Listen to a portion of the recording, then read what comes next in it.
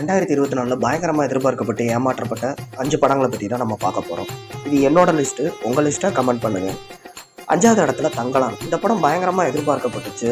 Historical backdrop வேறு, ரஞ்சித் வேறு லெவலில் இருக்க போதுன்னு எதிர்பார்க்கப்பட்டு கடைசியில் வசனங்களே புரியாமல் அந்த படம் ரீச் ஆகாமலே ஒன்றும் இல்லாமல் போயிடுச்சு. Number 4 bloody beggar. இந்த படத்தோட ப்ரோமோவை பார்த்துட்டு சரி ஓகே அடுத்து ஒரு பயங்கரமான காமெடி படம் ரெடி ஆயிடுச்சு அப்படின்னு நினச்சிக்கிட்டு இருந்தேன். எல்லாருக்கும் செருப்பை கழட்டி செவுல் அடித்து பற்றி விட்ட மாதிரி இருந்துச்சு. நம்பர் 3 ஒரே ஹீரோவோட படம் தான், ஆனால் 2 படம் பிடிச்சிருக்கு. என்னென்னா கேப்டன் மில்லர் அப்புறம் ராயன். இந்த 2 படத்தையும் பற்றி நான் சொல்லணும்னு நினச்சாலே எனக்கு ஒன்றும் தோணலை. ஸோ ஃப்ரீயாக விடுங்க. நம்பர் 2 லால் சலாம். நம்ம ரஜினிகாந்த் பொண்ணு எடுத்த படம். சரி விடுங்க, ஆல்ரெடி நீங்களே நிறைய ட்ரோல் பண்ணிட்டீங்க. அதுக்கடுத்து நம்பர் 1 பிளேஸ் எதை பிடிச்சிருக்குன்னு பார்த்தா உங்கள் மனசுக்குள்ளே நிறைய குழப்பங்கள் இருக்கலாம். ஒன்றும் இல்லை, இந்தியன் டூ தான். அதே நம்ம தாத்தா தான். தாத்தா வராரு.